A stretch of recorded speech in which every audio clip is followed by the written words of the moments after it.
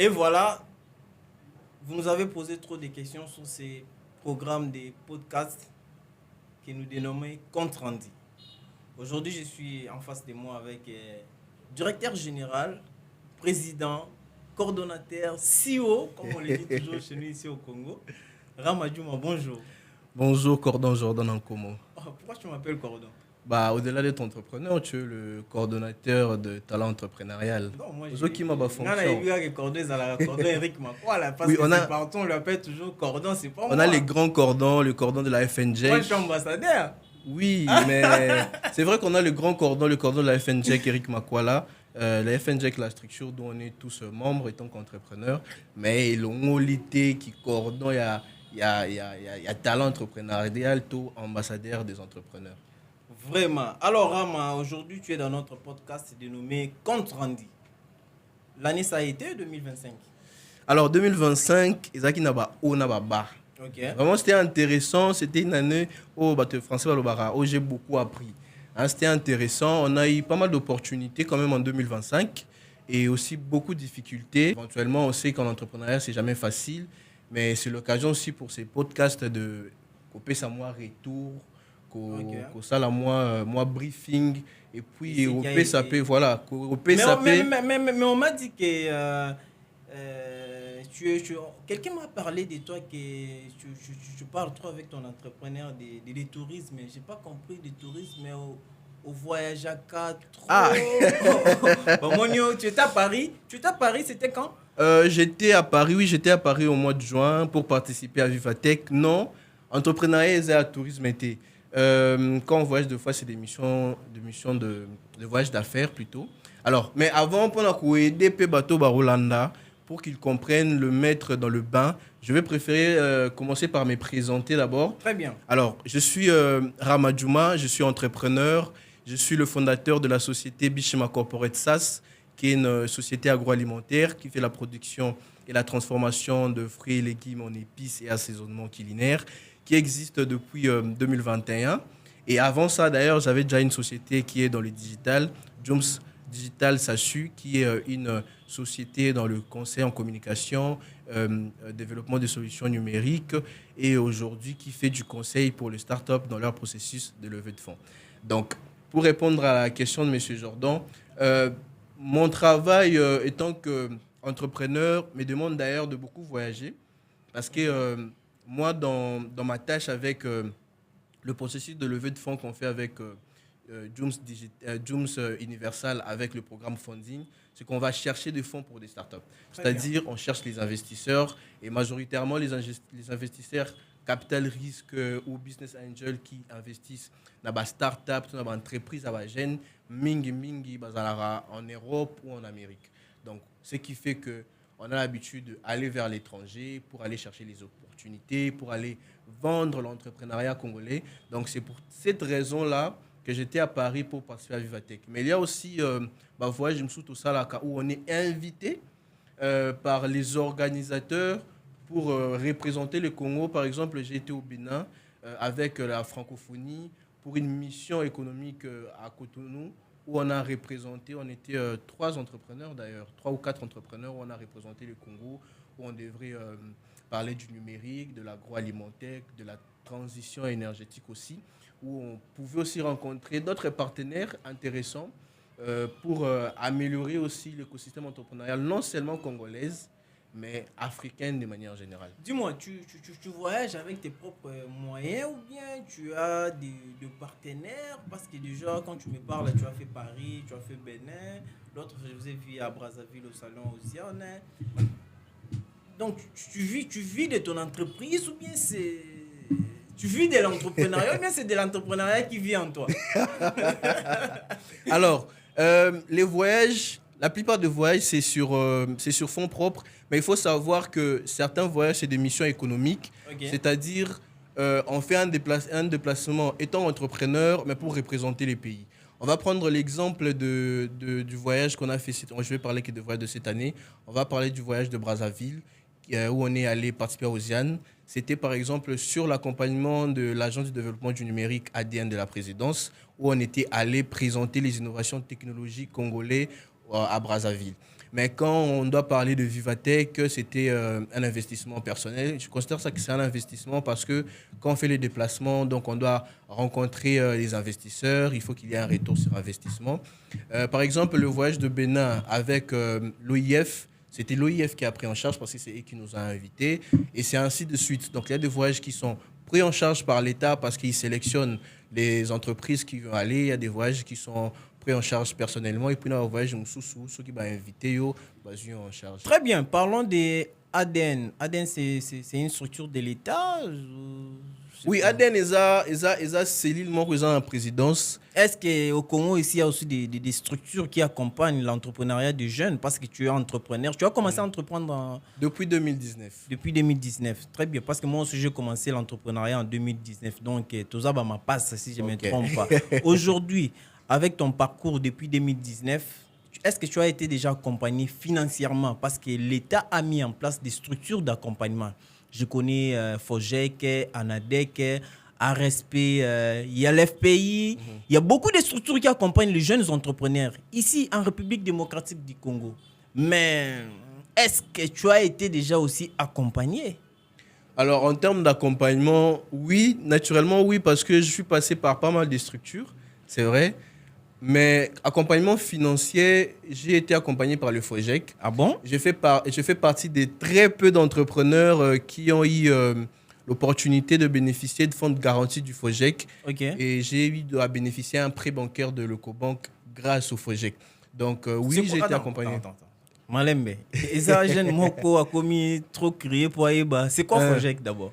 FOGEC, c'est le fonds de garantie pour l'entrepreneuriat au Congo. C'est un fonds qui a été créé pour venir garantir le financement des jeunes entrepreneurs. Alors, FOGEC y est à financer à entrepreneur. FOGEC à financer à entrepreneur. FOGEC en question, ils ont évolué car on a qui nous bien, c'est partout bien. Je vais en arriver à Gombe. Si je ne me trompe pas, je sais que FOGEC est à Gombe. Bureau na bango est à Gombe. Bazo financer car entrepreneur à Gombe ou bien. Avant d'en arriver, je vais y arriver. Maintenant, si ça non nous explication pour à la claire. Très bien. Il y a des gens qui nous suivent, il y a des jeunes qui nous suivent depuis Bounia, Boutembo. Ils doivent comprendre de gens se posent la question le rôle de ces structures d'accompagnement. Aujourd'hui, on parle FOGEC parce que nous sommes dans notre podcast compte rendu. Il faut bailler jeune bailler payer structure en fonctionnaire. Vas-y. OK, donc le FOGEC, comme je disais, c'est un fonds de garantie. Rôle naie ça y a chimbo on a banque, toi pèsement on a banque pour garantir yo financement au prêt bancaire na yo parce qu'on sait les lots yo pour un jeune âge après na banque c'est très difficile. Donc yo sait nga oya na gage, oya na lupango, ce que yo ucho bana. Aussi non bon on ya remis peut-être nous sommes la moto caté donc tu peux pas avoir de gages et là le FOGEC vient de manière très sélective, il choisit les entrepreneurs parmi ceux qui soumettent et met un fonds à la banque pour permettre à la banque de vous créer, de vous octroyer un prêt. Et prêt, on a ce qu'on est pour permettre aux produits augmenter production, aux machines, etc. Alors, pour notre positionnement, FOGEC a financé les entrepreneurs dans les provinces. Des gens à agents FOGEC, pour la claire, il parle de FOGEC, les agents FOGEC, je suis entrepreneur, mais je parle. Vous confirmez que tu as eu les fonds de FOGEC. Oui, j'ai eu les fonds de FOGEC. Les attaques que chèque parce que chèque non, j'ai effectivement eu les fonds de FOGEC. Je peux le dire, j'ai pas eu beaucoup d'argent, c'est vrai, mais j'ai eu $9,500. Où j'ai signé avec la banque Ecobank. Tu as bien utilisé le fonds? Oui, on a bien utilisé le fonds. On a acheté les machines. Ça a été, ça marche? Oui, avec beaucoup de difficultés. On va en arriver. Le DG vous suit, hein? Est-ce que ça marche? Disons avec beaucoup de difficultés. Ok. Avec beaucoup de difficultés. Là, ce n'est pas la responsabilité du FOGEC. Là, maintenant, c'est difficulté interne, opérationnelle. On a eu des problèmes avec les transports des machines. On a eu des problèmes avec les transports des emballages. Mais côté FOGEC, même dans notre cohorte, parce que je pense que j'étais la deuxième cohorte, il y a des jeunes qui sont venus de province. Je me souviens, il y avait une jeune dame, d'ailleurs c'est la plus jeune, je pense qu'elle avait 18 ans, qui a reçu les financements. Donc côté FOGEC, donc l'État accompagne l'entrepreneuriat des jeunes en RDC? Oui, il y a encore du chemin. Oso hésiter. Il y a encore du chemin. Il y a encore du chemin, mais si on doit dire que l'État n'accompagne pas Wana Yosa Lokuta. Mais est-ce qu'il accompagne assez? Ou question? À part le voyage, à part l'accompagnement de Fogec. Très bien déjà pour le travail que Fogec est en train de faire. Nous avons suivi le bilan, plus de 300 jeunes accompagnés, ce n'est pas facile. Et coup de chapeau aux dirigeants du Fogec. Est-ce que aujourd'hui, Rama Djouma, directeur général, tu as aussi une fondation, je vois déjà des actions, félicitations. Merci. Est-ce que quand tu sors de chez toi, du 1er au 30, il faut regarder la caméra quand tu vas répondre. Est-ce que tu vis de l'entrepreneuriat ou bien aux anamutumo boyo à Tcharoma Bala pour ça pour au rouler moi catch OK na ba restaurant bien tu as un salaire de ton entreprise. Il y a des jeunes qui te suivent qui veulent devenir aussi comme toi, il y a des jeunes qui ont peur d'entreprendre parce que entreprendre na kin a eza passi. Exactement. Faut souffrir. Est-ce que tu es fier d'appeler les jeunes à entreprendre, à devenir comme toi?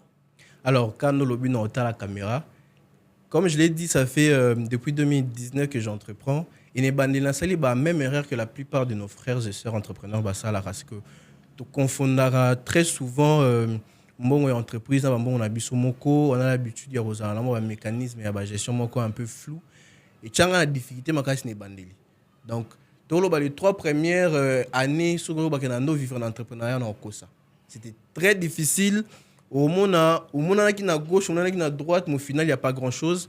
Mais quand vous entreprenez sérieusement et que vous avez réellement de marché, aujourd'hui, je peux dire que je vis entièrement d'ailleurs de mes entreprises parce que j'ai des marchés, que ce soit avec l'agence de communication, parce que je ne l'ai pas décortiqué. Jooms Universal a beaucoup de services. Il y a Jooms Digital qui est agence de communication. Il y a Fondine qui accompagne pour la levée de fonds.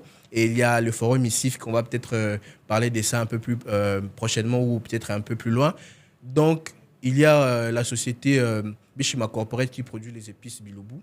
Aujourd'hui, je suis fier de dire que j'ai tenu pendant ces 6 ans et je vis de revenus de mes entreprises.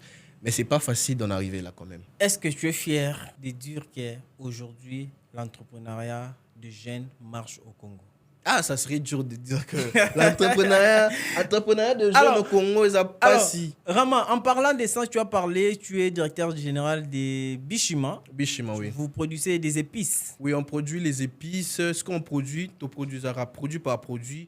Il y a les curcuma en poudre, il y a les piments en poudre, il y a les gingembre en poudre. Mais là, est-ce que vous avez des concurrents dans le domaine? Bien sûr. Par exemple? Bien sûr, on a des concurrents internationaux et les concurrents nationaux. Non, concurrents nationaux. National, assaisonnement. On a des concurrents. Attends. Ma question. Tu connais Limbeki? Oui, bien sûr. Elle fait quoi? Mais c'est ce que je voulais dire, c'est dans les assaisonnements. Parce que Eli, par exemple, il y a Salara Kirkima pour traiter. À Salara Gégem pour traiter. Eli, elle est vraiment pire dans les assaisonnements. D'ailleurs, moi, on n'a pas encore officiellement lancé les assaisonnements. On va les lancer peut-être dans le mois qui vient. Il qui est une très très bonne entrepreneur, d'ailleurs une très bonne amie à moi. On se connaît depuis le début d'ailleurs. Est-ce que tu es fier de son travail? Je vis, elle vient de lancer un incubateur ou une académie comme ça, je sais pas. Oui, j'ai vu qu'elle a lancé un programme de formation. Je suis très content. Je suis très très fier d'elle parce que elle aussi, elle a l'habitude de nous représenter à l'extérieur du pays très souvent. Et bah voisin, un peu ming. Je peux ming, mais elle est vraiment très active. Elle a des produits de très bonne qualité. C'est une concurrence, mais je n'en cache pas. On a la philosophie, mon corps. Toi, ben non, entrepreneur agroalimentaire. Très bien. On a la philosophie, mon corps. On a pour ngai, concurrent na biso. Concurrent na biso, entrepreneur congolais agroalimentaire, ils ont biso na bisoté. Concurrent na biso, c'est d'abord entreprise étrangère qui importe leurs produits pour bailler en awa. Très bien. Donc, par exemple, Magie, Onga et tout ça, ils ont une très grande part de marché.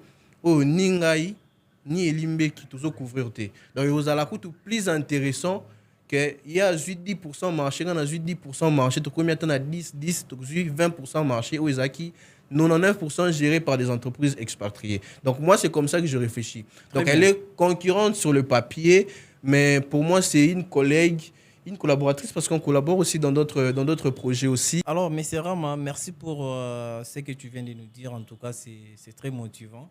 Alors, quel est votre plan d'action pour l'année 2026? Je sais que vous avez plusieurs entreprises. Qu'est-ce que vous prévoyez faire dans l'une de vos entreprises? Alors déjà, pour 2026, avec la société Bishima Corporate, na gamme de produits Nabiso Bilobu, on a prévu de faire l'arrivée de nouveaux produits, des assaisonnements, qui va probablement arriver vers avril. Donc, préparez-vous, les restaurateurs, les ménages, les célibataires. Nous avons des complications de piste. On amène des assaisonnements qui vont vraiment faciliter la restauration et qui va un peu diminuer la consommation. Il y a des assaisonnements où tu as les bannes et tonnes d'arabes chimiques. Vraiment, chez nous, c'est du naturel 100%. Donc là, c'est avec Bishima Corporate, c'est du côté agroalimentaire. Et de l'autre côté, avec ICIF, on est en train de préparer un très grand rendez-vous de l'entrepreneuriat qui va se tenir en 2026. Une première édition sur 2 jours. Ça va être incroyable. On va parler de l'investissement dans l'innovation et les startups. Ça sera un forum où on aura des panels, où on aura des challenges startups, où on aura les expositions, où on aura les pitchs, où on aura des gagnants qui vont gagner des prix exceptionnels. Je pense qu'on aura l'occasion d'en reparler, on va faire aller en profondeur. Un podcast spécial pour ICIF. En tout cas, c'est un plaisir. Avec ce que tu viens de nous dire, non, on sait déjà pour 2026. Alors, il y a beaucoup de jeunes qui nous suivent. Ce podcast est pour vous. On va vous présenter plusieurs opportunités entrepreneuriales. Le lot Tolobeli, structure d'accompagnement FOGEC. Demain, ça sera FSPEJ, FPI, RSP, Torozalana, du concret. Hein? Alors, Monsieur Rama, vous allez regarder la caméra. Et ça rubrique Nabiso. Spécial. Hein? Ça n'est aux anangati. Ça n'est ticket. Aux en face. Aux village des opportunités. Hein? Oh. Mais c'était bien. Mais c'est le village des opportunités. Il y a des gens qui ont reçu des opportunités. Même l'FSPEJ a financé 21 projets. Oui. On n'a pas parlé de ça. C'était très intéressant, le village des opportunités. On a deuxième numéro. La semaine prochaine, on va parler spécial, un podcast compte rendu sur l'FSPEJ. C'est une structure qui s'est démarquée en 2025. En tout cas, félicitations au directeur général Joseph Mbouy. Non, il y a des jeunes qui m'écrivent. On parlera de ça. FSPEJ, on parlera. Sans compter de la formalisation. Oui, plus de 5000 entreprises formalisées en RDC. Waouh, c'est génial. C'était vraiment quelque chose d'inattendu. 5000 entrepreneurs, des documents et entreprises gratuits sans rien payer. Vous êtes formel, mais il fallait. Vraiment. Alors, Ramadjouma, vous allez regarder la caméra, vous allez vous adresser au président de la République, Félix Antoine Tshisekedi, par rapport à votre parcours, par rapport à l'état de l'entrepreneuriat des jeunes en RDC, par rapport à son engagement à travers l'entrepreneuriat des jeunes. Qu'est-ce que vous pouvez dire au chef de l'État? Salane Touzanae. Et puis on clôture notre podcast. Monsieur le Président de la République, son Excellence Félix Antoine Tshisekedi Tshilombo, nous savons très bien que vous parlez très souvent de l'entrepreneuriat et particulièrement de l'entrepreneuriat des jeunes. Vous avez parlé de 1 million PME pour créer 6 millions d'emplois. Mais Monsieur le Président, tous ces projets, toutes ces promesses puissent se réaliser. Il faut qu'il y ait un accompagnement réel et à la hauteur des attentes des entrepreneurs. Ce qui est signé financement, les entrepreneurs ont un financement à la hauteur des projets. Entreprise industrielle a un financement à $5,000. Entreprise à technologie qui parabango. Les entrepreneurs aujourd'hui font de la politique parce qu'ils n'ont pas les accompagnements et les ressources nécessaires. Donc, tout qui va promesse, ta structure d'accompagnement, fonds, les fonds n'a pas de fonds. Tout ce que moi je peux demander, mettez assez de fonds pour les structures d'accompagnement, ceux qui financent assez, ceux qui accompagnent techniquement, qu'ils aient des outils pour accompagner les entrepreneurs, ceux qui donnent les marchés, qui donnent réellement les marchés aux jeunes entrepreneurs. Surtout les marchés, il y a secteur public, parce qu'il y a des marchés à des millions et ce sont des marchés qui peuvent rendre énormément de jeunes entrepreneurs des millionnaires. Donc ça, c'est mon message, Monsieur le Président de la République. Ça serait une très bonne chose pour les entrepreneurs congolais et en particulier les jeunes entrepreneurs. Merci beaucoup, Monsieur Ramadjouma, d'avoir passé dans notre podcast dénommé Compte Rendu. C'était un plaisir. Biso Compte Rendu Mobimba. Yani na yo, de comprendre que Ramadjouma, aza touriste était, aza entrepreneur. De comprendre que Ramadjouma, azo vivre na ba moyen entreprise. Avant, c'était compliqué, mais ça va. De comprendre que Ramadjouma, quand il voyage, il part dans les missions économiques qui concernent son entreprise. Ils ont raté le tourisme. Ramadjouma à s'adresser au président de la République. C'était notre podcast Compte Rendu. Aujourd'hui, c'était avec Rama. Demain, ça sera vous. Si vous avez des suggestions, écrivez-nous, laissez vos commentaires. Lobipé Toro Yambayo. Allez, ciao.